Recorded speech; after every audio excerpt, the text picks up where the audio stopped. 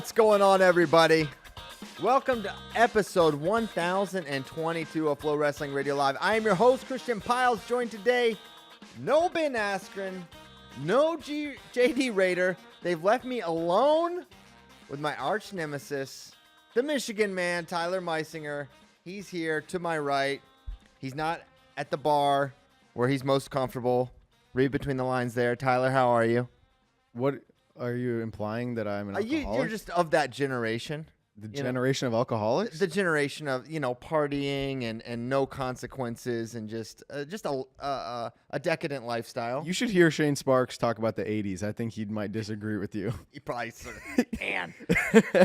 Kelly Lynch. We were driving at the Last Chance Olympic Trials qualifiers, me and Sweet Prince, a.k.a. Connor Petros, who we should start bringing on the show some because absolutely he is a gem. And he was talking about, he listened to something about Roadhouse. And I said, bro, we did a full breakdown on FRL of Roadhouse with Shane Sparks. And he's like, I got to hear this. So we started playing it. And I guess one of the main lady on there was an actress named Kelly Lynch. And Shane thought she was beautiful. And then at some point we talk about her. And then Shane just goes, Kelly Lynch. He just says her name. He just says Kelly Lynch. We'll have to find the clip. Well, that's pretty funny. There's a new Roadhouse. Have you seen it? I haven't. Spay said he couldn't believe how terrible it was. Oh, that's a bummer. Yeah. That makes me sad. That doesn't mean we shouldn't go watch it. I want to see it. I couldn't believe how terrible the first Roadhouse was. It's got Conor McGregor in it. And it was incredible. Mm-hmm. The first Roadhouse was great. Okay. Couple things. One, Ben is at Vegas right now, getting ready to coach the AWA faithful to great victories, soaring to new heights. James Dean Raider is on a trip, boys trip. San Francisco, baby. Oh, boy. Frisco. Reunited with his best man, Anthony SF. Mancini. San Fran. That's right. There's a lot of names. The Windy City. That's the main one. Also, So, yeah, it's just me and Tyler. We're going to have Johnny Julius is going to be on the last half hour. That's going to be fun. We have so much. We only got into 3 weights last year at the last show for the Olympic trials. So we have plenty more to get into there. Transfer portal talk. U.S. Open is going to be insane for U20s, U17s. We're going to get into some of that a little bit. But first, at the top, man, crazy news, scary news. If you haven't heard, Ohio State head coach Tom Ryan was in a very serious automobile accident earlier this week. I think it was on Monday, and is expected to make a recovery. It's non-life threatening, but sounds like lower body injuries are very serious, and surgeries and kind of a longer road to recovery for Coach Ryan. So obviously we really appreciate and enjoy Coach Ryan, and he brings a lot to wrestling, and Ohio State has brought a lot into wrestling. And, this is a guy with seemingly limitless energy and passion for life and the sport, and just wishing him a speedy, quick, and full recovery. And we're obviously behind him all the way and hoping for the best for Coach Ryan. So definitely sad news, and just so thankful it's not worse. Someone sent me a picture of the remnants of his vehicle, and it looked like it could have been a lot worse. So thankful for that, and hopeful for better days for Coach Ryan ahead. And it sounds like, Dennis Papadopoulos, the head coach of Hofstra, is a friend of Coach Ryan's through the years, and he was reporting that Coach is in good spirits, and he's surrounded, his family's all there, and he's sort of confused by the whole situation, like kind of what happened, I guess, but that it's going to be a while, but he's going to make a recovery. So thankful for that, and thinking about all the wrestling bucks, and man, been a really, crappy back-to-back off seasons for Ohio State, with Sammy Sasso last year getting shot, and, the obvious impact that had on their team last year, and Sammy's future moving forward in wrestling is still, I think, unclear. Now Coach Ryan dealing with this, just hoping for less of that for the wrestling bucks for sure. So yeah, they're due for 100 years of no tragedy. Yeah, honestly, most programs go through so much time without anything like this, and now, so yeah, I think they're due. They've had plenty of tragedy, time for positivity. Positive infinity. That was, I don't know if you know. I don't know what That was like their motto in the, I want to say like the 2018-ish season. They started saying positive infinity. Okay. So, positive infinity to the wrestling bucks. Mm-hmm. Okay. Tyler, you are the one with the laptop, which Yes. which gives you some power, some control, and some influence over the You show. finally admit it. Well, yes, I'm admitting it. I'm admitting that you have a laptop. I have a laptop. I'm You finally admit I have a laptop. I'm man enough to admit that you were issued a laptop when you started working here. So with that comes an element of, driving the show, picking the next topics. So I'll kick it to you. I'm assuming Olympic trials. You want to run back to Olympic trials first? We never finished it. So there were 3 weights we never talked about. Those were 97 heavyweight, and which one did 65. we skip? We skipped 65. Yeah. So you want to start with 65? Let's do that. Man, so the question is, I thought Nomad had actually a really good tweet about this. Just generally, like the trials process. He's like, sitting out is a huge advantage till it's not, and cutting weight is a massive detriment until it's not. Like, you really can't factor in, or like, you're not too old until you are, kind of thing. Mm-hmm. And we saw a lot of that. We saw with Zane Rutherford, like everyone knows one of the biggest, most brutal weight cuts, but he was able to navigate it. One, you could say it's partially because day one, he had an 11-hour recovery before his first match. But on day 2, there was no such recovery. He was wrestling Nick Lee, the reigning world team member, within 2 hours. And, first match was really, you all often wonder when you're wrestling teammates, are you limited?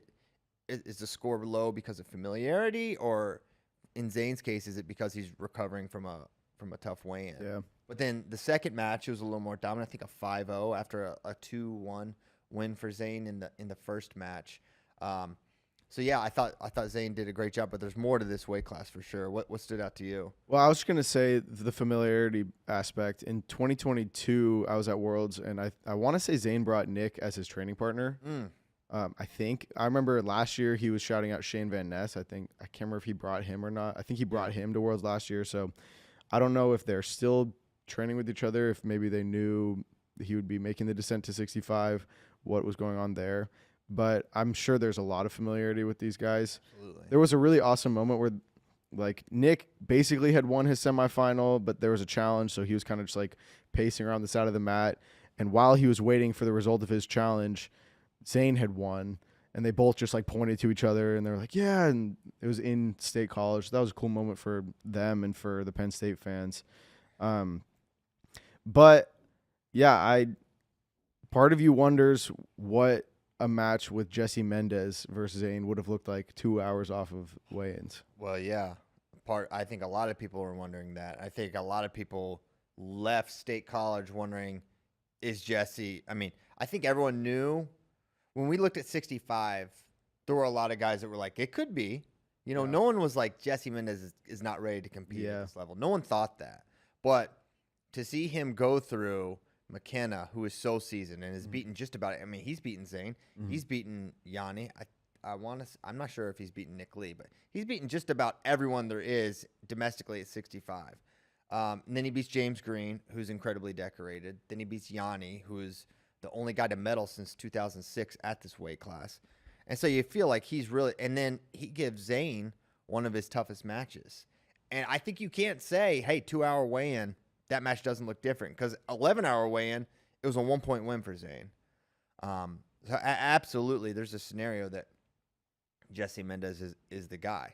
But I think Zane had an earned benefit and an earned advantage, and he was able to make the most of it. And who's to say that Jesse doesn't beat Zane and go on to lose to Nick Lee? You don't really know.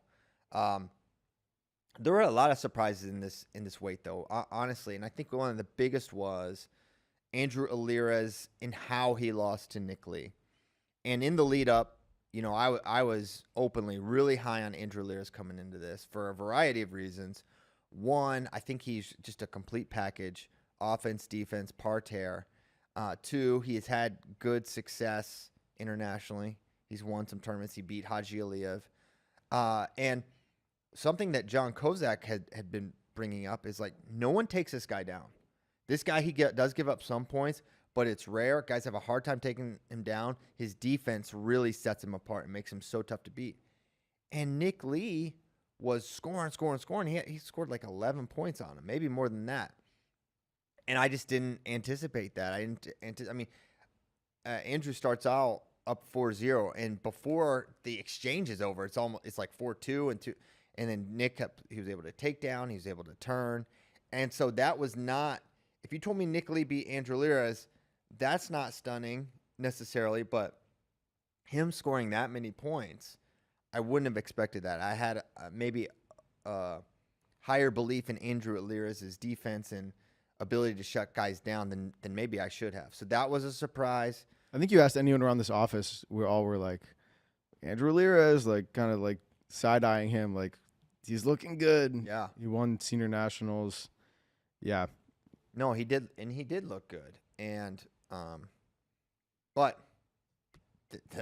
the result was not what I expected, and how it played out was not how I expected. But great performance from Zane against Nick Lee. What are, as you think about 65, and these matches kind of get lost in the shuffle because so much of the focus becomes the finals and the matchup and all of that. But thinking back, we had some fire early matches thinking about Larkin versus Yanni. Mm-hmm. That was a crazy Let me pull up the way that scored. No one's higher on Caleb Larkin than Caleb Piles. Caleb Piles? He's texting me in the middle of the thing from his little phone there. He goes, Larkin is insane. He is. He is insane. And then he goes, next text, definitely a 4-timer. And then I got home, he goes, Larkin's just him. Bro, he does crazy stuff. Like times where you expect him to get taken down. The craziest thing he does is make 143.5 pounds. I was just going to say that too. He looks massive. He's so big. He looks bigger than Zane. Oh, yeah. Well, he's so it's always tough when it's like Yeah. tall, Zane's thick, so, comes out. But this kid is huge. he's so big. And it's sort of a... like you think about people like Alec Pantelio, James Green, who like the cut is so tough for them. Yeah. Caleb Larkin looked bigger than both of those guys. Yeah. He's massive. And the shame, I don't know if it's a shame. Maybe that's dramatic, but it feels like we're not going to be able to see him long-term at 65. Right? Yeah, probably not. He's a true freshman.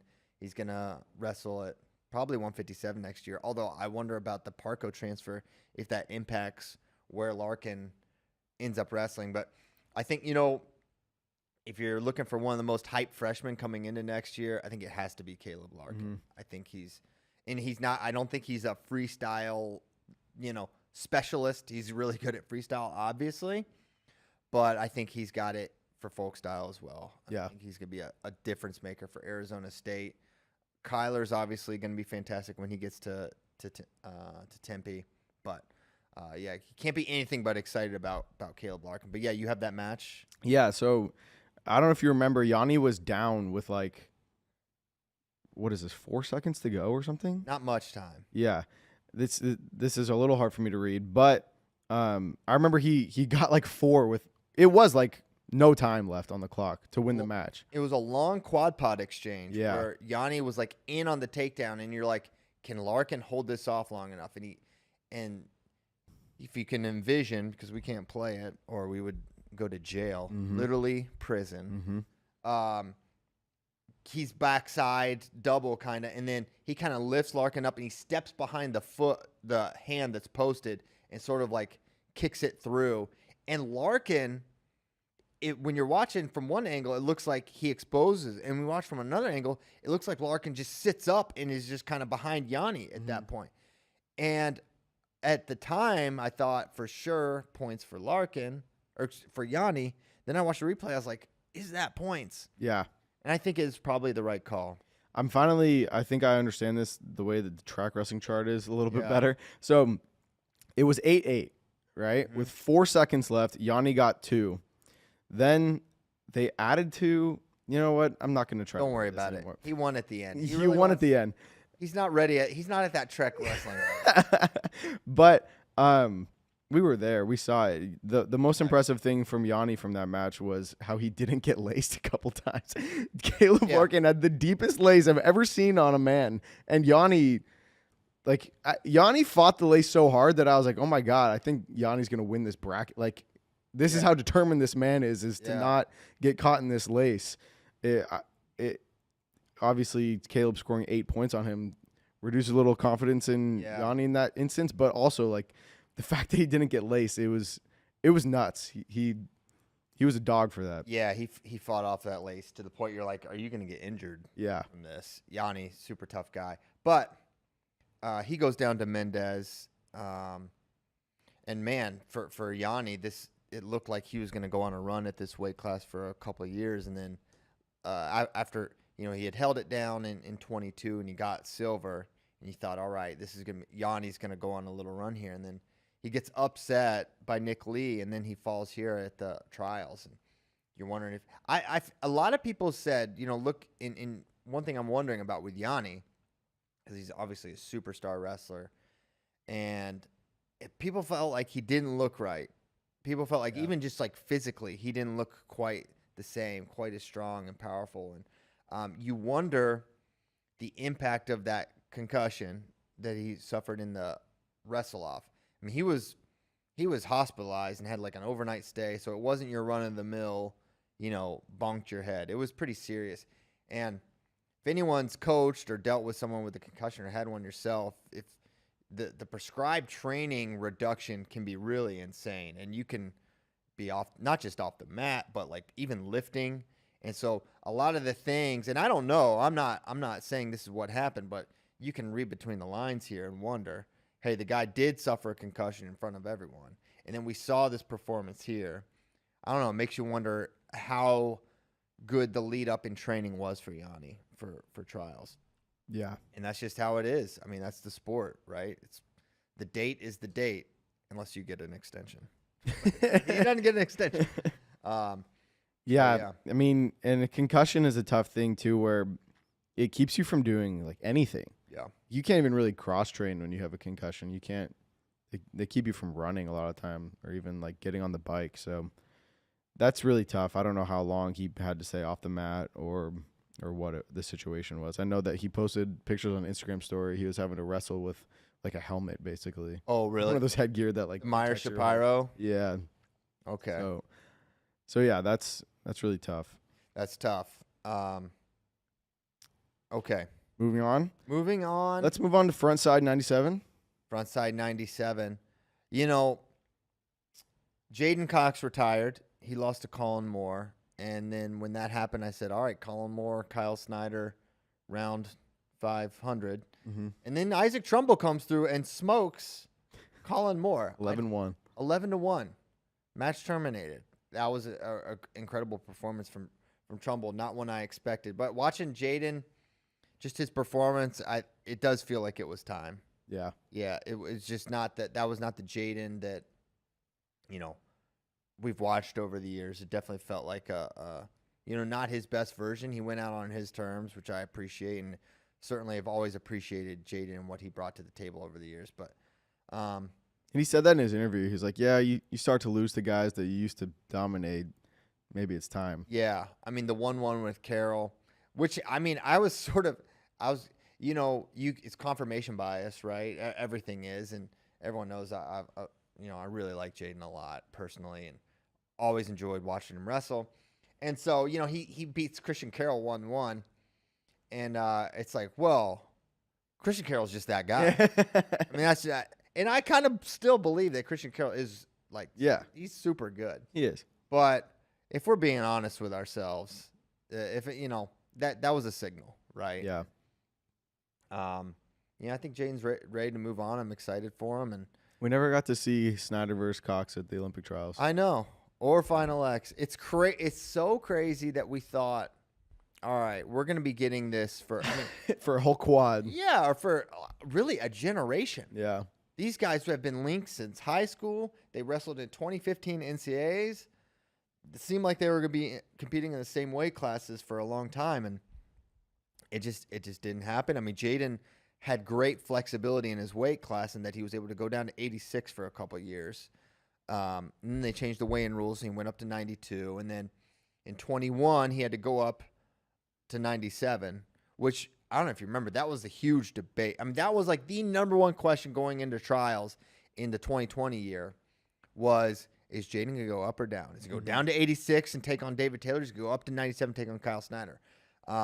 Basically, you had a world champion on either side, and it was big news when he went up, and this is the showdown, and then the showdown doesn't happen with the weigh-in fiasco, and then last year the injury fiasco, and here now Jaden is just sort of at the end, and Kyle Snyder is, seemingly He's got 20 more years. He's got 20 more years. He wants to wrestle till he's 45. Unreal. He keeps saying every interview the last couple of years, he's like, I just feel like I'm just beginning. He has been saying this, and it was one of those things where like, okay, Kyle's 19 right now. Yeah. Of course he's saying he wants to wrestle. Beginning. But now he's 28. Is he 28 or 27? I can double check that. Okay, I'm pretty sure he's 28.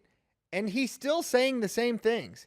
He's still like, yeah, I'm going to 28. He's 28 and he wants to wrestle only 17 more years. So you appreciate these moments cuz it's almost over for Kyle. We're coming down the last, You only have 17 more years. You only have one full decade remaining of Kyle. That's right. No, it is incredible, and it's one of those things where he obviously takes care of his body really well, but being an upperweight is an advantage, right? We've seen in MMA and other sports that produces longevity that being a lightweight just doesn't. The injuries pile up, you lose some of the twitch, and that's a big part of those lightweights. Really, up to 74, I would say. You need that, and it's hard. I mean, as we've seen with Jordan, like as great as he is and was, like losing just a half step, a little bit of that explosion, it makes guys who wouldn't be able to stay on the mat 6 minutes with you really competitive with you. So, but yeah, for Kyle Snyder, man, it feels like he's going to be around for a long time. Now the question is, I did a video about this yesterday. Because he has had an unbelievable stranglehold that I don't know if. I think we just sort of take it for granted because he's just been in every 2 out of 3. He's been a next topic since 2016. Mm-hmm. Ever since he vanquished Varner in that was his last time he was really challenged in a 2 out of 3. Lost the first match, right? Lost the first match 4-4. And Varner was the reigning Olympic champ at that weight. Yes, but Snyder, he beat him in 2015 to make the team. He won Worlds, and then he beat him in 16 in 3 matches. And since then, it's just been Snyder next topic, and it's been accurate. And then I went back and I totaled up just the match scores for Kyle versus his opponents in the 2 out of 3. This isn't round 1 of the U.S. Open. This isn't early World Team Trials. This is the 2 out of 3. This is the number 1 and number 2 in America at the weight class. And the score is 126 to 15. 15 points. That's all they've scored. That's including Varner. That's including everything. That's 9 years. 9 years. And he's made 10 straight teams. 10 years. Well, no, you're right. Okay. It's 9 because the 21 world team, he was automatically on. He didn't have to wrestle off for it. But 126 to 15 in the 2 out of 3. That's insane. Many of them were like, and there's a lot of there's like a 13-3 win in there. There's an 11-1. He's just less than a point per match. Yes, it is. Yeah. For those quick math people out there. Which I'm not. I know. That's why I said it. You know what? Some things can be left unsaid, Tyler. Okay. Good point. Okay. One thing we did talk about a little bit was the success of Isaac Trumbull's Olympic red shirt. Yeah. And just talk about he was the most successful Olympic red shirt probably, right? Yeah. For sure. He's the only one that made the finals. And yeah, definitely successful. And good for Trumbull. I mean, beating Colin Moore, making a national team, it's a real status. And as we look to the future for USA at 97 kilos, it's like, who is ever going to beat Kyle Snyder? Mm-hmm. Who? I mean, are we talking about are we waiting for Sinclair's and Mirasolas to get big? Well, yeah. The only guy that really seems like on the scene right now that could be a challenge for him is our Olympian at 86. Mm-hmm. Aaron Brooks, and there's, wonder how long he holds this down. Now, apparently he gets up to 215 pounds. Yeah. Which is, the weight for 97 is 213, so you still got to get bigger if you want to be a full 97 pounder. But if he gets up to 215, just, knowing he's got to make 197 and 189, then there's probably he's probably like, all right, I'll get this big, but no bigger kind of thing. So if he had the mind to, how big could he get is a question. How is it like? Is he just lifting like crazy? Like is it in his genetics? Like what is causing this? Like why is he getting so big? He's young. He looks huge. Yeah.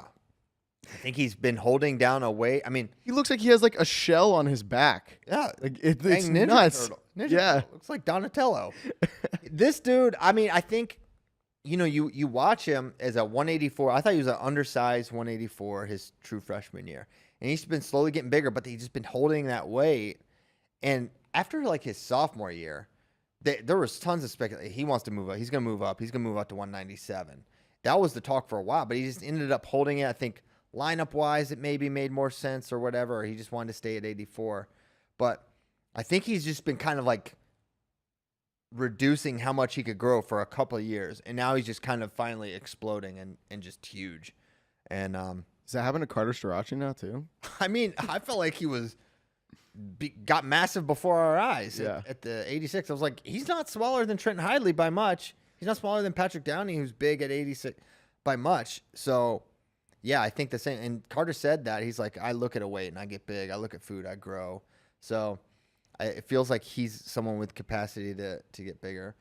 Last thing I want to talk about this weight is just it was really interesting hearing from Kyle in his post-match interview, hearing him talk about how if it feels like everyone's wrestling him differently now ever since his match with Taz Hudinov, who was the young, is he 19 when he beat him? He's young, but who knows? The young wrestler. Dagestani ages. Dagestani. He wrestles, where does he wrestle for now? Bahrain. Mm-hmm. He teched Kyle, was it 10-0? At Worlds, and the way he did it was Kyle kind of running up into him and him planting his feet. This is a really long kid, planting his feet, chest locking him, getting those exposure points. And Kyle basically implied that no one wants to actually wrestle him anymore. Everyone just wants to kind of wait for him to shoot and try to chest lock him. So he was talking about how he's had to change his style to deal with that. He was saying how Isaac Trumbull, also kind of a long guy. Yeah. He could tell that he just kind of wanted Kyle to shoot on him. He was like, it's a little frustrating for me because I want to wrestle like a bull in a china shop. I want to wrestle guys that want to hand fight with me. Mm-hmm. And he's kind of realizing that he's having to change his strategy, which is interesting. Yeah. But it's for Kyle, if he can get to that, you can't, in freestyle, they have to either, they have to stay engaged to a degree. So they're going to have to hand fight him to a degree. If he gets into a positional control center, hand fight hard, it's kind of an old school mentality. Get them tired, make it so they have to shoot, and then you can get into your counter offense and get into your scores a little more without entering that danger zone of the chest wraps. But yeah, I mean, I like that. I like to hear that Kyle like taking what happened at Worlds and modifying his game plan for sure, because that Taz Hudinov is going to be a tough challenge, and those finishes are not going to get any easier, because certainly that guy's getting better too. Yeah. One thing about I was talking about, I referred to, hey, would Aaron Brooks move up to 97 kilograms? And I feel like we hear it a lot with guys where they want to move up, they're considering moving up, but once you have that spot, and you have the spot and you have the bye, that is so tough. Hard to give up. It's hard to give it up. I'm in the finals. That is a tough thing to turn your back on. And especially, you can talk yourself into a lot, because think about, okay, Aaron Brooks, we're all hoping and thinking he's going to medal, right? We think he can win, but we think medal is likely, very likely. So boom, all right. For the sake of argument, he's in the finals. So he's in the best 2 out of 3. Now you're just telling yourself, well, I got to make it in June. I can make it in June, and then I'll make it in September. And maybe I'll do some matches in between, but I can make it by June that one time. And by next thing you know, you're just kind of at this weight for a while. I could see that materializing, because Kyle's going to medal. Almost certainly. He medals. Yeah. He's literally medaled every year. Time. Every time he's medaled. And I feel like it's going to happen again. And so he's going to be sitting out at 97. Kyle made his third Olympic team, by the way. Third, he's 28. The 11th U.S. wrestler to do that. Yeah. Not common. Not common. Yeah, so I think for Aaron, that's going to be tough to pass up. Yeah. It's tough. Now, if he doesn't medal, that would be really sad, 1, and 2, then you kind of can reevaluate things. You think maybe you see him at 92 next quad? Aaron? Yeah. I don't know. I mean, maybe. It depends on what David wants to do. And I don't know how much coordination there would be there between those two. But, I had thought and heard that, David would consider a move up to 92. This year. Yeah. Well, no. Not this year. I meant, David's plan was to make the Olympic team and win it again and then go up. Oh, you're saying you heard that before the Olympic trials. Before trials, make the team, win it, and then go up to 92. Yeah. And then come back down to 28. So now, who knows what his plan is going to be. But either way, okay. I think that's all I have on 97. Speaking of, we talked a little bit about Kyle Snyder's age. Speaking about age, I saw a comment that really hurt my feelings on the Aaron Brooks beating David Taylor post. I love it. Said 90s are over. 90s are over? And I think Aaron Brooks was born in 2000. Whoa.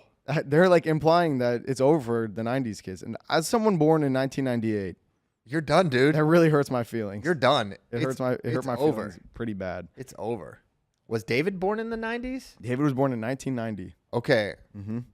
Jordan, I think he's with me. He was born in the 80s. Yeah, he's probably 88. Man. Imagine being born in the 80s. So, fellow 90s kids, we shan't stand for that. I don't know if I'm considered a 90s kid, but I was born in the 90s. All right. Heavyweight. Big boys. Let's move on. All Mason Paris. No heavyweight talk. Oh, come on, man. Paris and Paris. Paris and Paris. It's happening. It was destiny.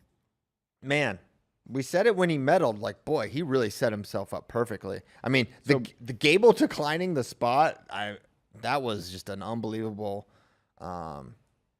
reversal of fortune for Mason, and he has made the most of it. He really left no doubt that he's the best guy in America right now. You cannot convince me. Look, I'm a Michigan guy. I know what Michigan you're about to say. Glasses. You cannot. You don't have to say it. Look, you go back, watch their final X. Oh, I knew you were going to say it. I told you. Mason took him down. He was closing the gap. You cannot convince me that it would not have been more competitive with Mason and Gable this year. We're live. If you get people in the comments, Gable's son, whatever. I don't know. I don't know. He showed up. Now, on the one hand, don't call him Gable's son. Yeah, don't call him that. Because Gable's not here. Yes. He's not around. He's not competing for this, so you can't say that. This man's an Olympian. Mm-hmm. He's a world bronze medalist. Those are not easily obtained. Yes. But I can't indulge it. I feel like, and that's nothing about Mason. I just think I think Gable's the greatest heavyweight I've ever watched do it. Yeah. And I don't think Mason. I think Mason is about to prove to you that he is the greatest heavyweight you'll ever watch. All right. No, I'm really excited for Mason, Paris and Paris. I was on a team with Mason for a couple of years, for people who don't know. So one of your main drill partners. That's my boy. One of my main drill, big guy, little guy day. Yeah. Is that a thing? It's a thing when Sean wants to pick on a little guy. Oh. He goes, big guy, little guy day, and then he'll grab Jack Medley and straight jacket him.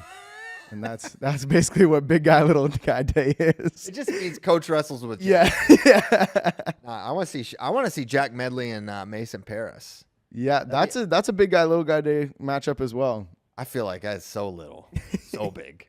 It's comical. It doesn't last very long. No, but Jack's just got to put the pace on him. One thing I want to talk about, you come into this tournament and Kirkley is just looked so good all NCAA tournament.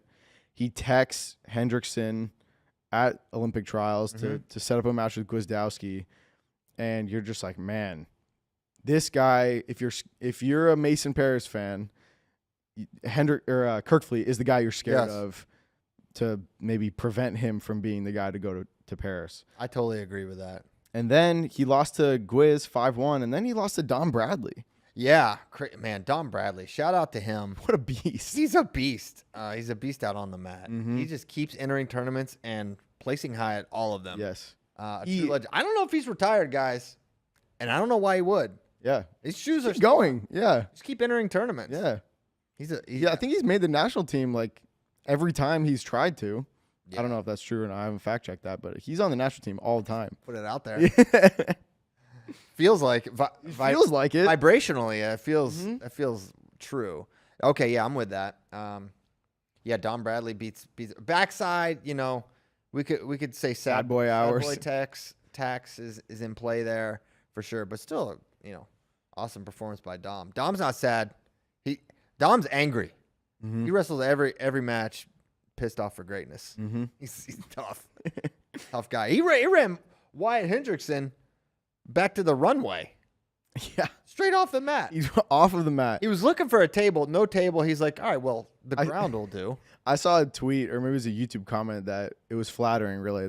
They said, I wish FloWrestling was in charge of the Olympic trials, because if they were, Bradley running Hendrickson off the mat would be all over the internet right now. He'd be everywhere. Yeah. Feels like a lot of the tournaments not anywhere, but yeah, just in our hearts. I can't even find. We digress. I tried to rewatch the. If anyone can find it, this is my Ben Askren moment. I don't do this much. Okay. But I got on Peacock, and I'm looking for Mat 2 Day 2, Session 1, which had like the finals. I can't find it on there. I'm sure it's there. I'm not saying it's not there. I can't find it. And if you can find it and you just want to tweet me that link, I would be so thankful, because I wanted to rewatch David Taylor, Aaron Brooks match 1, because everyone's like, oh, he bonked his head.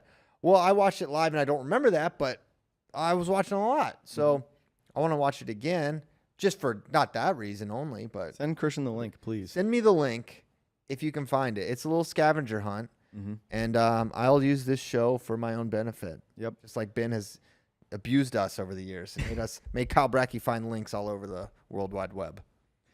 Yeah. Did you want to talk at all about the Gwiz Kirk match? No, because Okay. I didn't see it. Okay, yeah. I was watching another. I think there's a couple Gwiz scored late. go behinds, maybe. Gwiz was actually, I want to say Gwiz was losing. Let me check that. Gwiz was winning on criteria. It was 2 passives, one for Kirk late in the first period, one for Gwiz in the second. So he was leading, and then he got a 2 and another 2. There you go. Yeah, he got a 2 with 50 seconds left, and then another 2.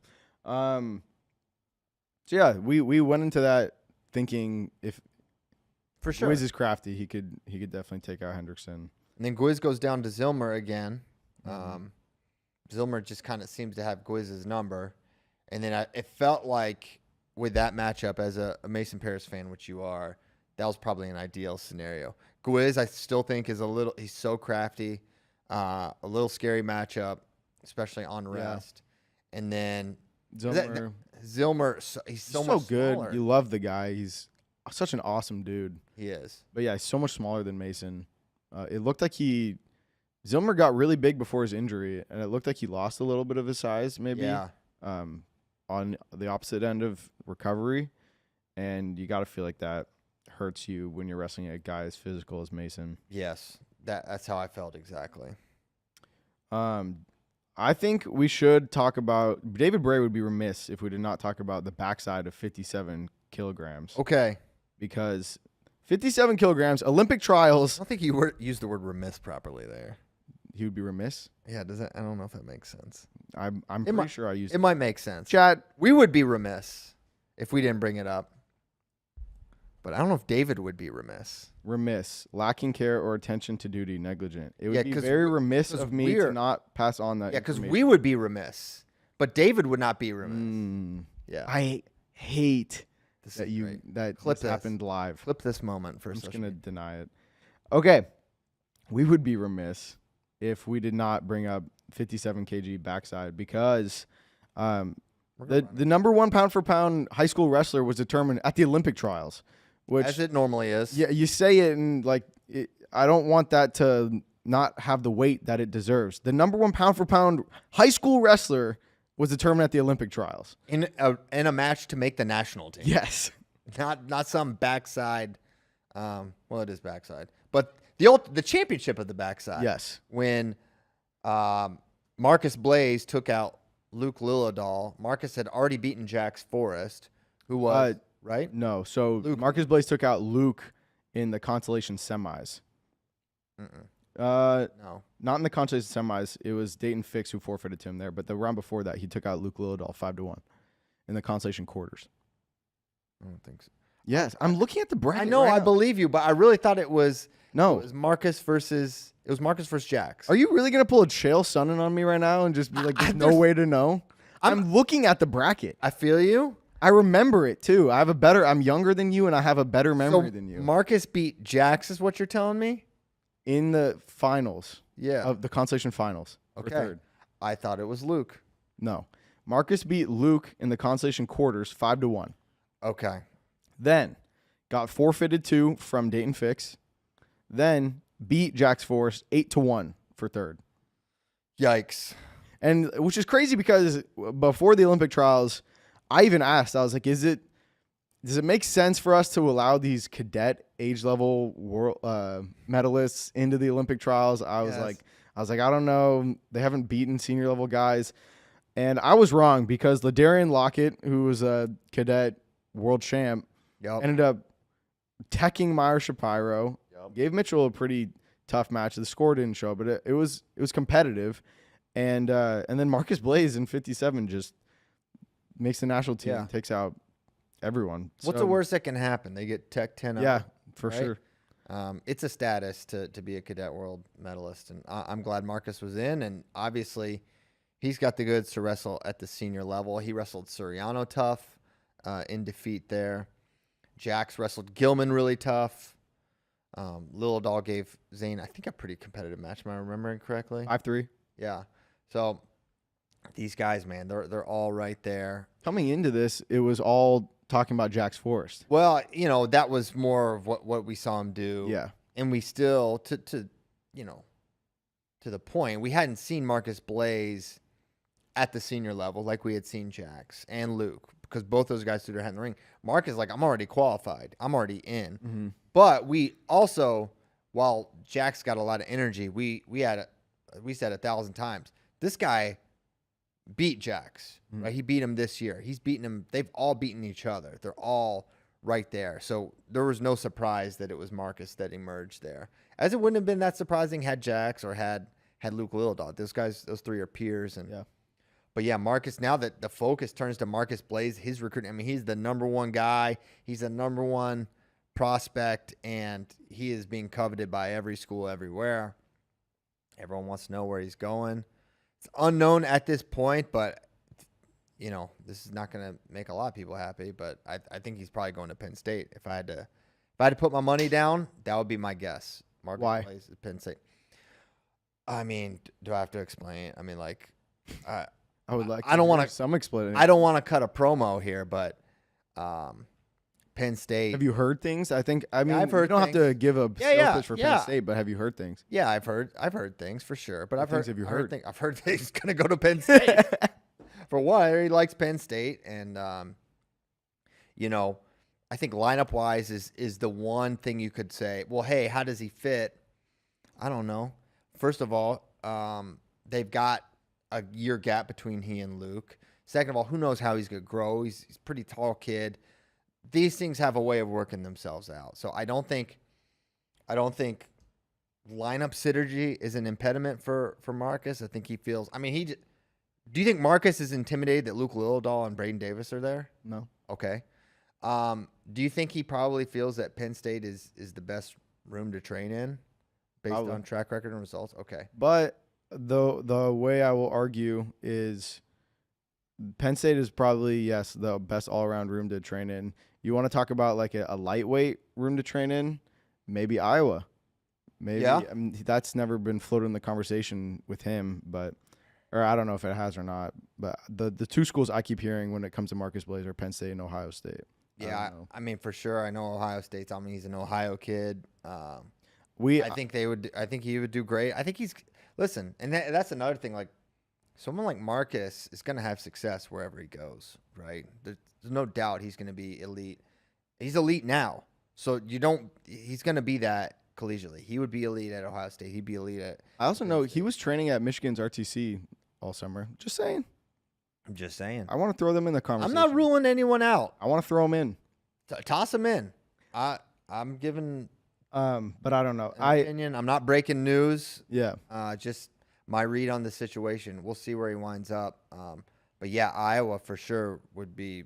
They should be all over this kid. One thing that we talked about, like with some of these kids, like when will we see a kid just not go to college and just focus on his freestyle career? I don't know why you would do that. Why? Because you're a high schooler. You just made the Olympic national team. Because winning an NCAA title is as much of a status in America as anything. Yeah, but I don't know if kids also financially. Yeah, that's the argument. Okay, 1, education. 2, I mean, when Henry did it, there was no money in anything.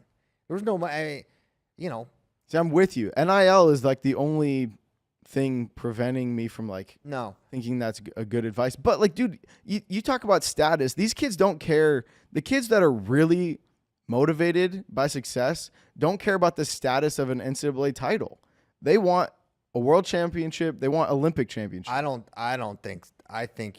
I think you talk to Marcus Blaze what he would rather be. He would care way more about being an Olympic champ than an NCAA champ. The experience of being on a college wrestling team and all that comes with that is just, it's incredible. And you can not just go to an RTC and train freestyle and still be around all the college kids.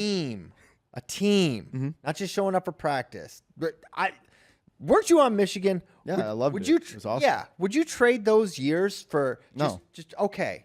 And hold on.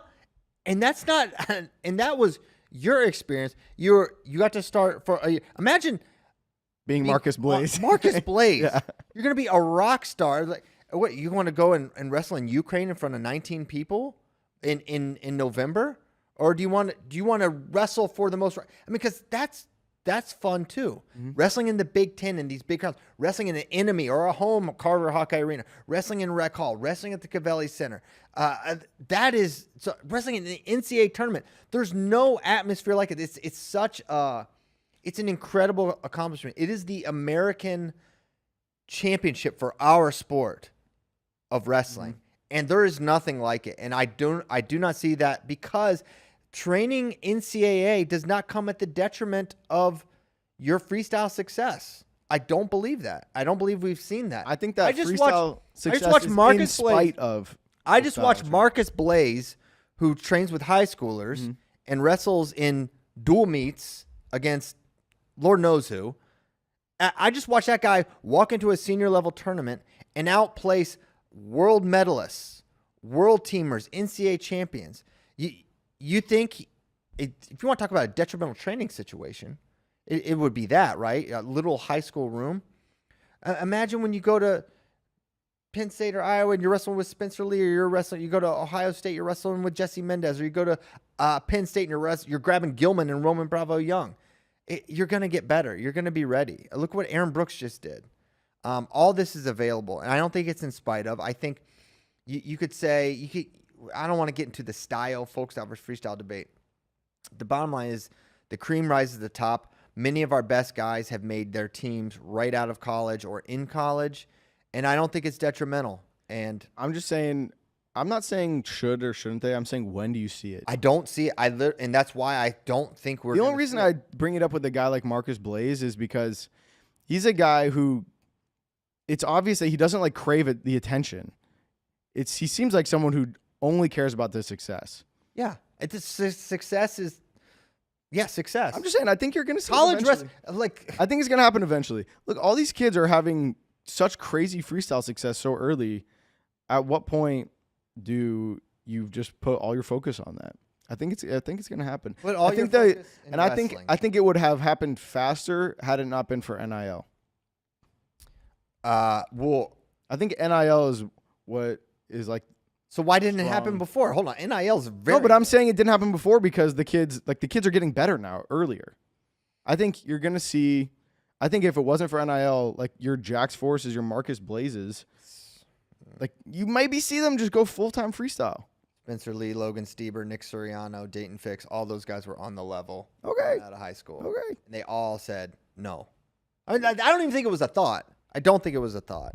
And I really, maybe it'll happen, maybe. But I think it would be related to, if I had to guess, that kid's willingness to just even do college. Yeah. Like, is there a grades issue? Is there something like that?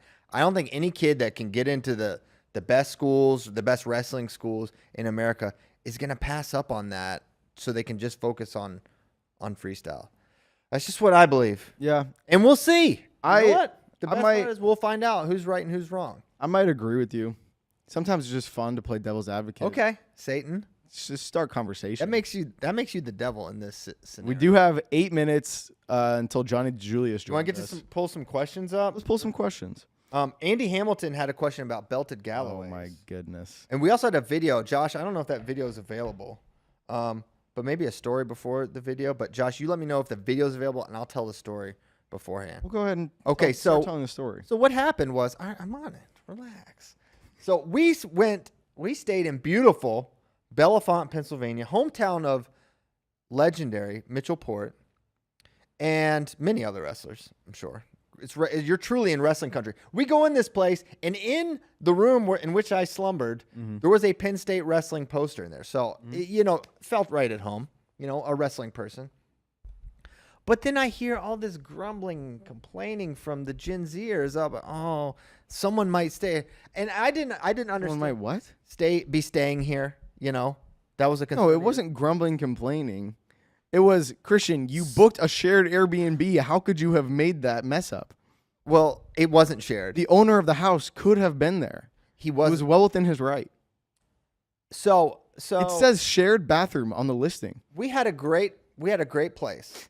And there's it's literally on a farm in Bellefonte, Pennsylvania. And there's these cows there. And these cows are black and they have a little white stripe, almost like a Penn State singlet. Mm-hmm. And Tyler, who resented these cattle and all that they bring to America, said, "Do they shave their bellies?" So let's cut to the video. From far away, it's not that crazy. We'll cut to the video. What video do You decide. Does this look like a shaved animal? Check it out. I don't know if we are pulling up the video. His way, we wouldn't be anywhere near you. Oh. He hates you. He resents your way of life. I That's hear why the we video. bring him to I you, hear it. I don't see it. so he can. Oh no, he's got a lot to learn. I don't know if you saw the video. I think they saw the video. Okay, they saw the video. I don't know. I didn't see the video. But anyways, it's me in front of a beautiful belted Galloway cow, which we learned a lot about in both that week and in the weeks leading up. There he is. They saw the video, yeah. Little delay. So you saw it. That's a nice cow. From far away, it looks like maybe they. He thought Mike, our Airbnb owner, just went out and Have you shaved ever their bellies. seen a cow that looked like that in your life? I'm just now learning about belted Galloways. I'm just now learning. I'm not a livestock expert. Oh wow, I was curious. I was raised in SoCal, bro. Yeah, we know. So Andy Hamilton wants to know if the belted Galloway is the official cow of FloWrestling Radio Live, and I think that it should be. Sure, yeah. If only because Dude, I didn't know we needed an official cow, but well, I didn't either. But Andy raised a great question. He's an award-winning journalist, unlike us. okay. Actually, just me. I think you won an award. Did you win something from Stalemates? Or you're just nominated, maybe nominated. Ouch. Yeah, That's I gotta don't know if I sting. won. Yeah, you're not. No, We won a. not Stalemates. We no. got nominated for Anywhere near you. Associated Press something. Okay. Oh, it's Really? playing again. He resents your way of life. I hear it, Josh. That's why we bring him to you. So he can But yeah, I don't know if they can see the video again. But yeah, I thought it looked like they shaved it. Maybe it was too hot or something. Hey, Josh, I don't know if you can tell, but the videos Resents keep your way playing of in our life. ear. So I don't That's know. why we bring him to you. So he can. I don't know what's going on. Anyways, moving on. Other questions. Okay. Let's see. Oh, good. More matches wrestled from here forward: Pat Downey freestyle or AJ Ferrari folk style. It's a great question. I'm gonna go. So AJ folk style. Mm-hmm. I'm gonna have to go Pat. Pat freestyle. Yeah, You think he goes to World Team Trials? I think this was an inspirational performance by him. I mean, You don't think he'll roll up to 92 kg smoking a backwood? that happened? That happened. No, absolutely he could. Man. He could put it out right before he gets to the mat, depending on the smoking rules in the venue. Mm-hmm. If it's in Vegas, If it's in Vegas, game over. He can take a puff between periods. Mm-hmm. I don't know. I mean, it seems to me AJ wrestling folk style again, which would mean collegiately. Mm-hmm. That seems like a long shot at this point. I haven't heard anything. I haven't heard anything since the soldier salute. I guess we could call it a situation, a meltdown, self-destruction, whatever you want to call it. It happened in front of the wrestling world, and he was going to be on Iowa. That was happening, and it didn't happen. So does Iowa re-kick the tires with AJ? Wait, hold on. Glazier's back. Okay. Sorry, not to interrupt you, but we do have 3 minutes before Julius joins us, and we did not talk about Wyatt Hendrickson is in the portal. Yes, he is. The great American hero, Wyatt Hendrickson, is in the portal. Now, Wyatt Hendrickson, not a very high-risk transfer to try to get on your team. This guy, even if he loses topside, will score your team 20 points. He's going to score 20 because he just loves pinning these big boys. He picks them up, he puts them down, puts them on their back. Where do you think Wyatt goes? I don't know. I think he looks at, I think Michigan's on him. I think Oklahoma State's on him. I think Missouri's on him. Everyone should be. But these are the team names that keep fluttering up. I mean, should Iowa take a look? Yeah. I think they definitely. Why wouldn't they? I don't know. Ben Keeter? Yeah. But man, there's 20 points. Bang. Right there. Think of what impact that would have had on a team this year. And he's across the board who you want on your team. He's the right guy, the right temperament, the right everything. Yeah. There's a lot of, and who knows, with half of these numbers are fake. Yeah. Most of these coaches are just seeing ghosts out there. Yeah. I don't want to re-kick that up. But who knows with these numbers? But if there was a guy that you want to throw a bag for a year, it should be Wyatt Hendrickson. This is the safest money you can bet. You got guys that get, place 7th at NCAAs and score 8 points, and they're getting not reportedly, rumor mill, substantial money. Well, I'm not saying they shouldn't get that, but if the exchange rate is that, then Wyatt should be getting. He's worth a champion's points. He's worth a champion's points, even if he doesn't win it. Yeah, he'll score you those points. He can, get him his own fighter jet. Why not? He's going to need it eventually. Yeah, that's kind of my thought.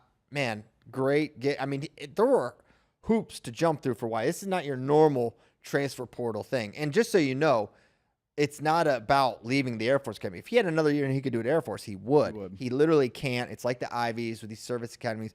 You're capped there. And then he had to get special governmental commander permission to do this. Tyler should be thankful. He doesn't have to ask permission from a commander to do all your antics. He just impulsively, he wakes up when he wants. He just, I'll upload the video. I won't do the video, Who knows? I'll do the show, not do the show. I love how you're pretending like you're not a dictatorial commander at Flow. Is dictatorial the word? I don't know. You might have two whips. I might need to remove some letters there. Maybe dictatorial. Okay, so Wyatt, we'll see where he goes. I don't imagine it'll be a super long process because the conversation should be short. It's like Wyatt has an idea of where he's looking. I think he said he has a list of 5 or 6 schools. And so he's listed as do not contact. Do not call him. You should contact him right now. Like, Wyatt, I know you want privacy at this time. Look, man, I said don't contact. Yeah, leave me alone. Okay. Well, hey, Johnny DeJulius is here. This guy he's a bit of a rebel rouser. I see him on Twitter. And look at him. Graffiti in the background. He's just a bad boy. Johnny DeJulius. What's happening? He's jumping off of cliffs and towers, and I've long counseled you, Johnny, that I don't want to see you do this anymore. But every time I get on Instagram, you're in a flying fox suit going through the caverns. It's all very nerve-wracking for me as just a person who's nervous by temperament. So I'm glad to see you're alive, you're well, you're smiling. How are you, Johnny? I'm good. I just want to start off by saying Dylan Palacio would absolutely maul Ben Askren. Oh my gosh. All right, so you got to say that when Ben's not even on the show. Yeah. He would absolutely maul Ben Askren. I'm not talking like, just a little, spar roll around. For a Bitcoin, outside the Bitcoin conference, I'm going 10-0 Palacio 10 out of 10 times. Wow. So Johnny has long said that he does not do drugs, but now I feel like this is considerable evidence to the contrary. You have to be on some sort of hallucinogenic, psychedelic, some sort of Pure adrenaline. Yeah. or just you might just operate on vibes. But that is an insane take, and you are setting quite the tone here because he would massacre Dylan. Did you watch the Pan Ams? Did you watch the Pan Ams? Yeah, listen, Dylan, he stayed up late that night. He was tired. He flew in that morning. It's for Ben, it's truly a hands-on site situation. You realize that, right? I know. No, so Dylan will have to hide. He was like messaging me. He was like, I beat Dylan, right? And I'm like, Ben, you're a Haas Trophy winner. I know you're good at wrestling. It literally drove him nuts that Dylan. It got to him for sure. It got to him. I wish I.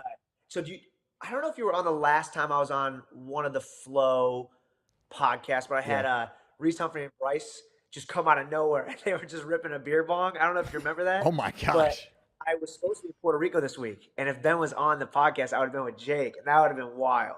Oh my gosh. How do you know all these people? Johnny, can you explain your life to me real quick? Because I was like, hey, a guy who wrestled in Ohio, is a really good wrestler for Ohio State. And then, most times that chapter is like, oh, then you're a coach or you're senior level. It's like, for Johnny, you took a unique path to whatever it is that you do. Can you explain that to me? Yeah, I didn't want to be cookie cutter wrestling guy. Yeah. You know what I mean? Just, I feel like it's good to have life outside wrestling, you know, and I think that's important for kids to hear. I think it's important for people in college to hear. I know we have this awesome quote, wrestling is life, right? I know wrestling is life. You get a lot of life lessons through wrestling, but also there's a lot of life after wrestling too. And my identity was like in wrestling, like full on. So when I didn't win the nationals or when I didn't have the results that I wanted to have and my career was done, I kind of like struggled for a while. I was like, I don't know what the heck I'm doing. What do I put in my Twitter bio now? I can't put wrestler anymore. Like I didn't really know what my identity was. So I think I found things that I'm passionate about. And those things happen to be sometimes a little scary, sometimes a little reckless. Yeah, but how do you know Jake Paul? What? So he actually came to a wrestling camp at Ohio State. I was like a sophomore and he was only like 14 or 15. So I'm like 5 years older than him. And he shows up at Ohio State. And this like little, at the time punk, right? Great guy now. At the time, this little punk was like, dude, let's take me out on campus. And I'm like, okay, whatever. And I'm just taking him around campus as this camper. And then we just stayed tight. He ended up, blowing up on Vine, and then that transferred to YouTube. And now, my parachute. I don't know if you ever seen my parachute. It has his logo on it. So, I'm, work with him a lot on some video stuff and just, some fun, some fun times. Is he actually cool? He doesn't seem cool to me. Stop it. Don't talk about my boy like that. I'm just saying. I would want to hang out with him, but I would hang out with you, Johnny. He leans into the hate like anything, but he's like in person. He doesn't talk, like I know he talks a lot on like on videos. He doesn't talk that much. He's like super, reserved, nice, normal in person. So completely 180. Just it's how it is. You got to make your money. Okay. Well, it's working, I guess. How are you though, CP? How's my guy? I'm so good. Why do you think that there's no correlation to wrestling freestyle your entire life and then wrestling freestyle and the senior level? You think that NCAA helps? Why does it? It might have some pros, but you think it's better than just wrestling freestyle your whole life? What are you talking about? I don't do drugs, but you're smoking rocks. Yes, I do. I completely agree. I do smoke crack rocks. But that has nothing to do with it. No, I just don't see the evidence for it. I think we're the dominant superpower in wrestling. I think these guys are wrestling year round. Yeah, but is there correlation doesn't equal causality, right? Mm-hmm. So our correlation Ohio State. We're having really good success. We're having really good success right now with freestyle. It must be because of NCAA. That's not necessarily true. We might be having success freestyle-wise because we're good at wrestling. Right? And we might be better had we done freestyle longer or had we done freestyle in college. Now, I like folk style, so that's a whole nother topic. Mm-hmm. Should we change? Should we not? I'm just saying, if we had freestyle in college and then folk style for senior level, nobody would make the same argument. Not a single person.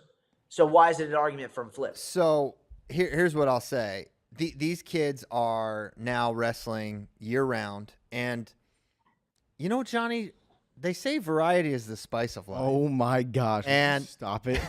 Listen, these kids are training freestyle their entire careers, right? They're getting plenty of freestyle experience. The incentives for these high school kids, the number one thing you can do is make the cadet world team. Maybe winning Super 32 or that's like the number one status as a wrestler, as a high school wrestler. So as long as For sure. that's what their eyes are on, and that's a total flip probably from when you were even when you were coming up. Not that you're old, but like it was all about like Iron Man, especially for you. Iron Man, your state. Iron Man, the state title was the two. Yeah, Fargo. Iron Man state title is Fargo.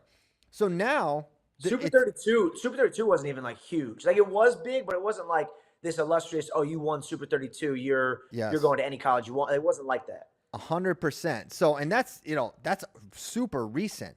So it's only been really USA Wrestling had an increased focus. They brought back the cadet junior world teams. They made those really important statuses. They invested around the coaching and the tours and the trips and on and on and on.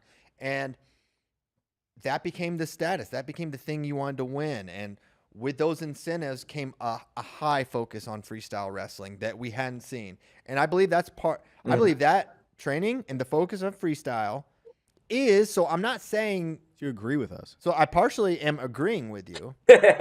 I partially am agreeing with you. Don't you think that? Well, I don't know.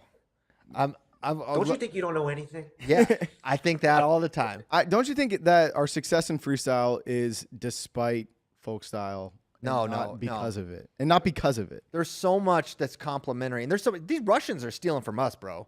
They're stealing a lot of our scrambles, a lot of our cradle stuff. Where do you think all that came from? Dagestan? Okay.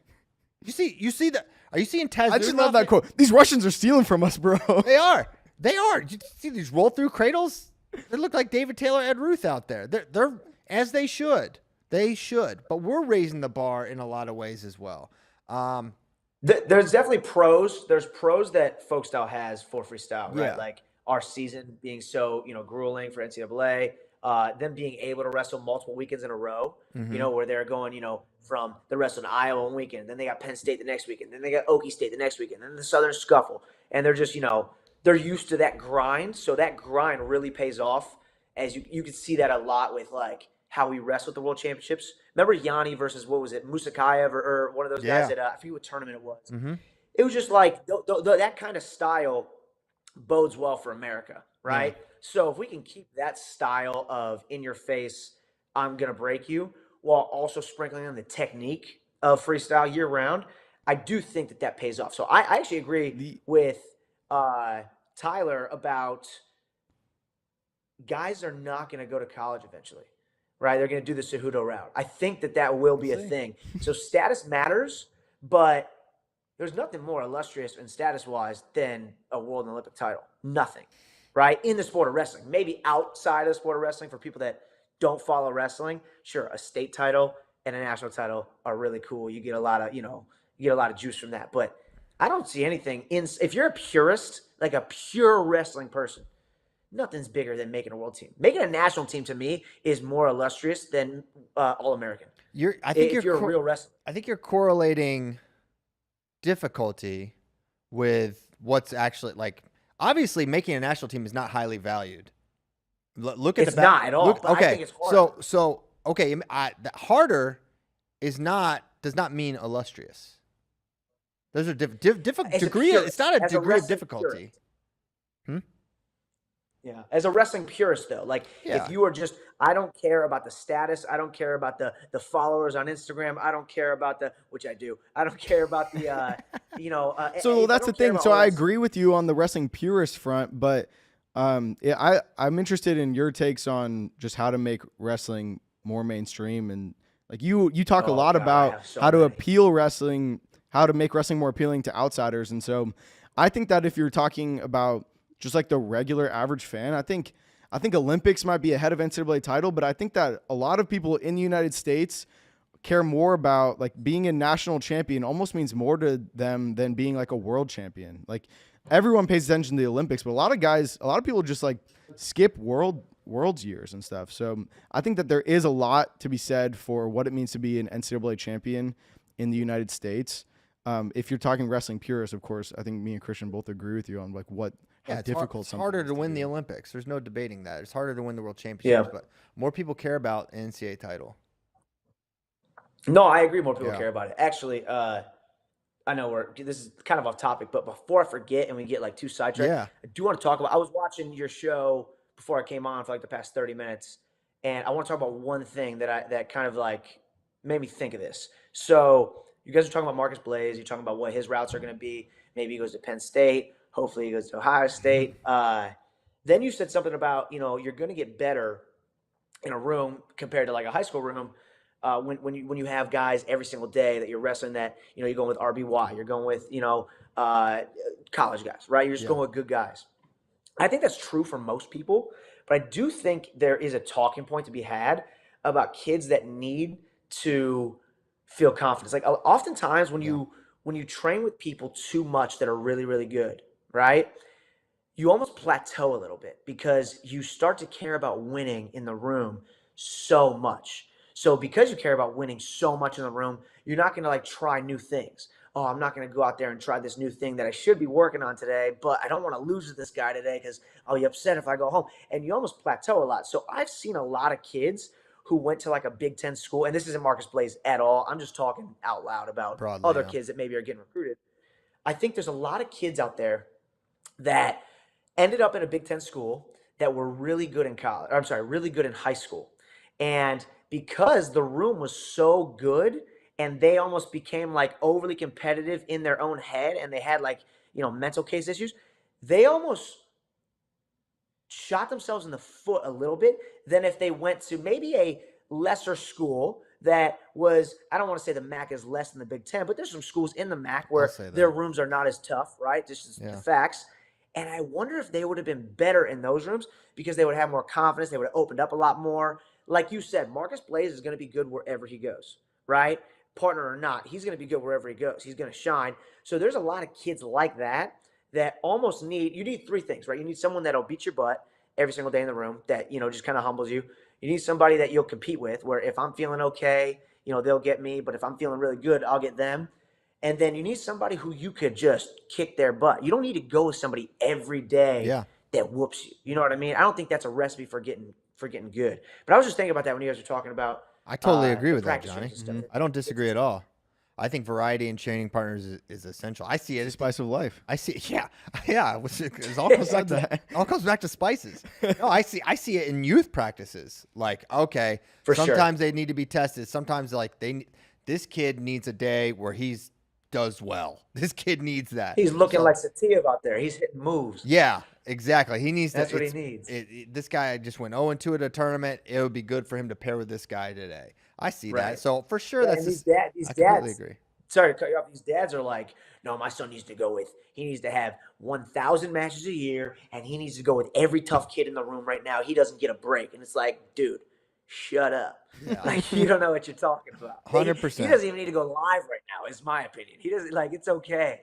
And I think we're experiencing like a Ben Askren-led renaissance in youth wrestling. Almost. I do too. I think there's. Why? What's his club like? I think it's very forward thinking. I think super positive atmosphere. It's very growth mindset. It's all about getting better. It's not about. They don't focus on competing too much. Yeah, especially early on, competition's definitely reduced. To the point that I know for a fact there are guys that are there now that wouldn't go there earlier because they didn't grind them harder. They didn't have a national competition schedule in the elementary year, and they didn't have guys then. But now everyone's seeing what they're doing, and they want to go there. And I don't think it's just Ben. I think you got M2's doing great. You got Young Guns and Jody Strip Matter. I'm doing a clinic at Young Guns. I'm excited in June. I'm super stoked to get out there. I feel like you have a sixth grader that's gonna whoop my butt though. They're nasty.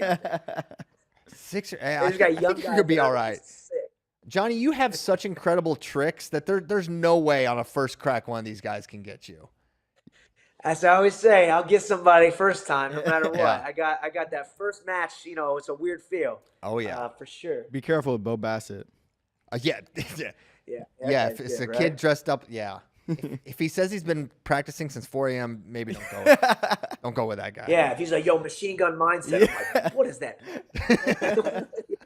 What? I'm trying to just spar. Yeah. So I just want to let you guys know we have 14 minutes left of the show. Johnny, Okay, we got plenty of time. I just want to make sure that we get to all the things that you guys want to talk about. Okay. Well, Johnny. What do you want to talk about, Johnny? I'll let you drive. I want to talk about what you were saying yesterday. What are you talking about? Yeah. What did I say yesterday? Was I recorded? Varieties, you were getting spicy. All right, let me tell you. You thought that was a good setup at the Olympic trials? Well, no, hold on. You thought it was a fun fan experience. I didn't say that. What did you say? Well, the you quote. said something about. I liked it at Penn I'm State. paraphrasing. So you guys were talking about. I know the what I Olympic trials said yesterday.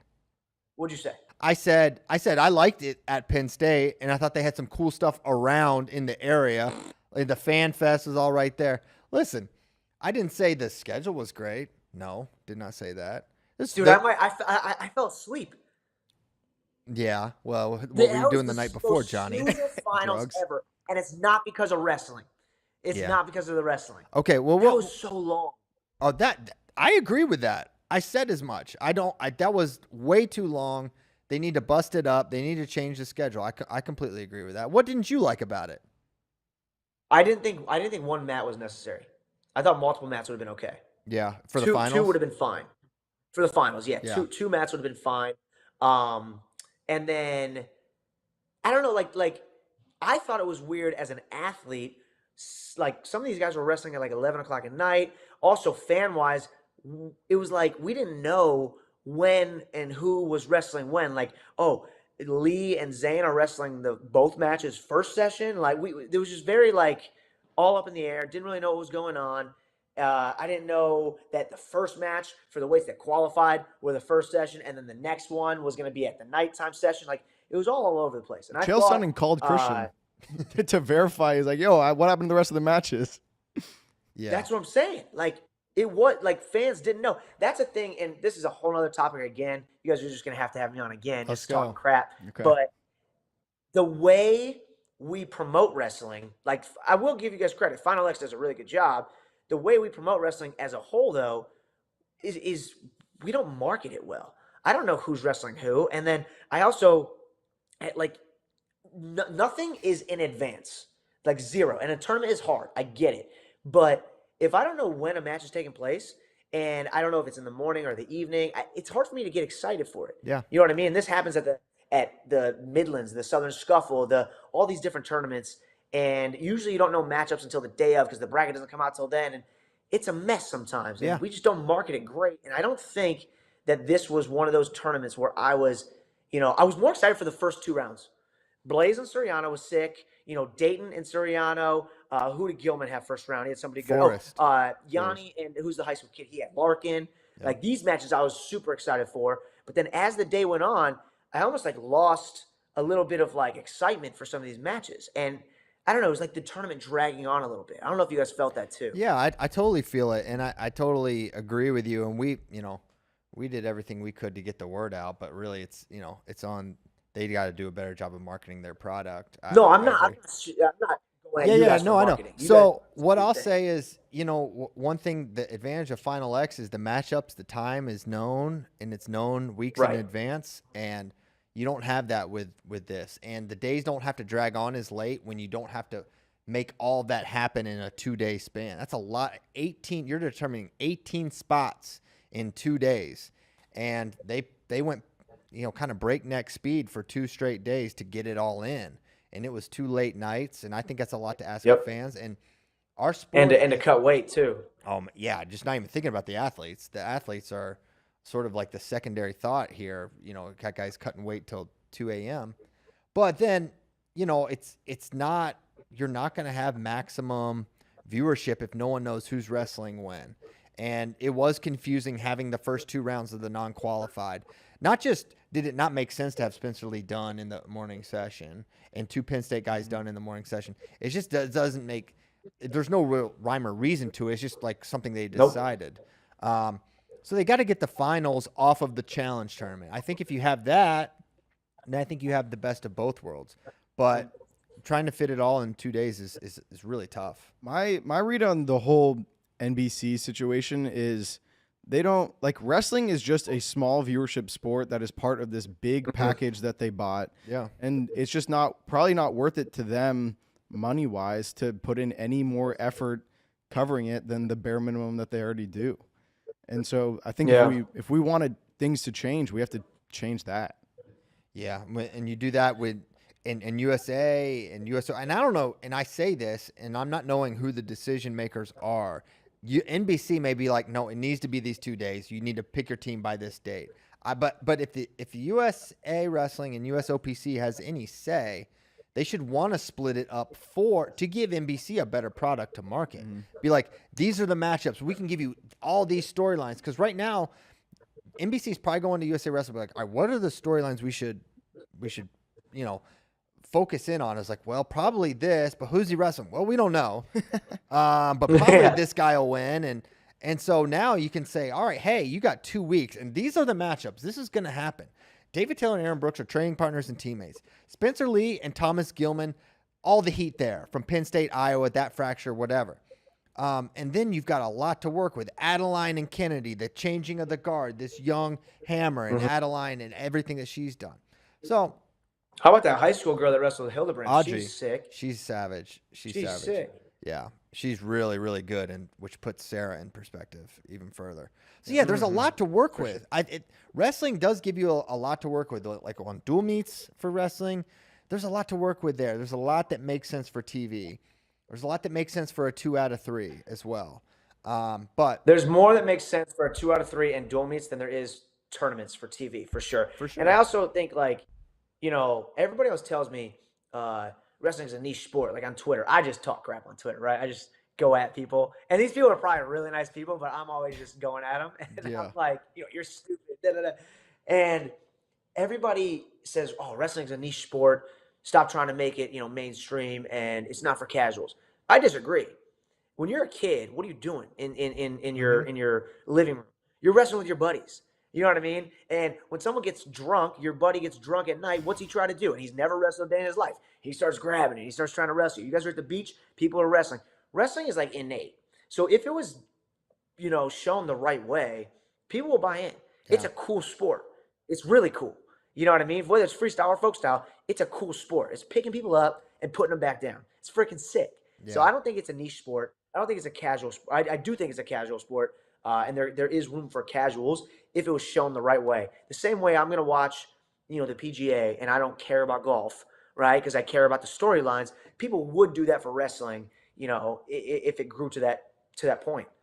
Hey, I just wanted real quick, Josh Skurnick, our producer. You're going to give us the time and tell us to hurry up. I know. No. He wants to call in to show and provide some insight on like the cost of what it would take to like have 2 weekends. So he wants to get his voice in here and just quickly talk about our producer. Yeah, the production costs, crew, and gear. He says you completely lose the economies of scale. Josh, you there? Josh, are you there?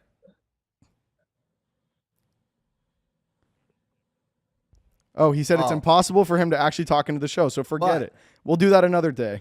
Yeah, but this is a man who knows. Wait, CP. So you guys, first of all, anybody wondering, Tom, fortunately, is, nothing. It is serious. He broke his leg, but he's okay. Yeah. However, talking about Tom, you guys were kind of arguing a little bit on Twitter about the setup and someone sitting in the finals. So can you tell me why that is? You find that agenda driven to not want someone to sit in the finals? I think every time I start seeing the tweets about it, it's like, oh, okay. He's saying this right now in this moment because this wrestler usually off a loss. Okay. Yeah, that's the agenda. And when their guys are in it and they're getting the advantage of it, mum's the word always. And Ohio State, Penn State, they've all been beneficiaries of it. Kyle Dake hated it. Talk openly about it. It's mum's the word once you're sitting out. Okay, so it is agenda driven. It's not a negative. It's just the reality of it. So that's their agenda. They want their person on the team, and the current situation that they find themselves in or their athlete in, it's disadvantageous. It's not good that Jesse Mendez had to wrestle McKenna, Green, Yanni, and Zane Rutherford. That's not good. That's really tough. And I think there are some changes that you can make with the bracketing. Damn, he went through everybody. Yeah. He's sick. Insane, right? He's so sick, Almost right, did. bro? He's insane. So, but my bottom line here is this is a team, and the team has a leader, and the leader is trying to put their best team on the mat so that they can win what matters most, which is the World and Olympic Games. World Championship. And just like, you were on some of these teams, when Ian Paddock beat Hunter Stieber in the wrestle-off, Tom Ryan did not start Ian Paddock that year. Because why? Because we had a year of data. He beat Kellen Russell. He beat Montel Marin. He was a true freshman All-American. Again at an open tournament At the Buffalo. I know. But for a fact, if Ian Paddock wins that and other wrestle-offs, he ain't getting – it's going to take a much higher bar than beating Hunter Stieber at the Buffalo Open to start. And why? Because of what Hunter did. He beat Kellen. He beat Montel. He was a true freshman All-American. He was in the semis. Hunter Stieber was sick, and you know it, and Tom knew it, and he knew what he had. And just because a guy could get it one time, there's a higher bar when you're proven. And those guys are proven, and they're proven at the toughest tournaments. And so you got to make that bar high because we don't have a season where you can figure it all out. We have guys that wrestle once or twice a year. Is that ideal? No. Do I wish it was more? Yes. But it works when it works, and when it doesn't, it all comes out in the wash. Jordan lost. Gilman lost. David Taylor lost. David Taylor, the deck was never more stacked against an athlete than it was against Aaron Brooks. He had to go through a gauntlet, and then he had to cut weight, and then he had to go through the pound-for-pound number one in the world, and he had to beat him twice, and he did it. Mm-hmm. So I think when it doesn't work, I just think that's why. That's my general thesis. So yes, it's hard to say it's worked. Like, there's some things that could be, we're just good at wrestling right now, Mm-hmm. right? Like, we have a good country. And there's other things that are like, okay, this is working and this is making us good. Is someone sitting in the finals making us good at wrestling? No. I think that's agenda-driven in a way. I think the United States, Team USA, wanting the guy that did well last year, that medaled last year, that's agenda-driven just by saying he gets special treatment, right? Now, no shot to Zayn. Zayn could have made the team without sitting in the finals. He's really good at wrestling, and I actually know Zayn probably more just because I wrestled the same times as him. Yeah. Than I have with Jesse, but Jesse's a Buckeye, so I have no dog in the fight for this. In terms of like proximity to my friendship wise. Yeah. But my point is, if you are going to want to mirror something as close to the World Championships and the Olympics as you can, why not have it as close to the World Championships and Olympics as you can? You know what I mean? And that almost gets me to, and this goes against marketing a little bit, but this almost gets me to be like random brackets. Like, why are we making it unfair because of results from last year? We don't do that for any other sport. We'll give buys in football in the playoffs for how you did this season, but we don't do it based on last season. That is weird. That is strange to do. So if it doesn't matter that much, then keep it fair. Like, it is weird that we are allowing. It's worse in other countries, though. Like the process, like Japan's Olympians are like set based on world performance last year. Russia just picks guys. That's the thing with us, though.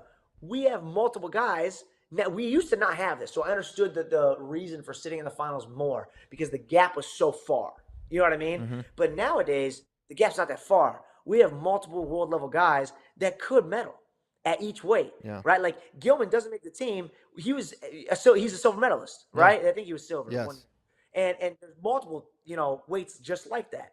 So if we have multiple guys that can make world teams and multiple guys that can medal at the worlds, why not wrestle them and see who may the best man win?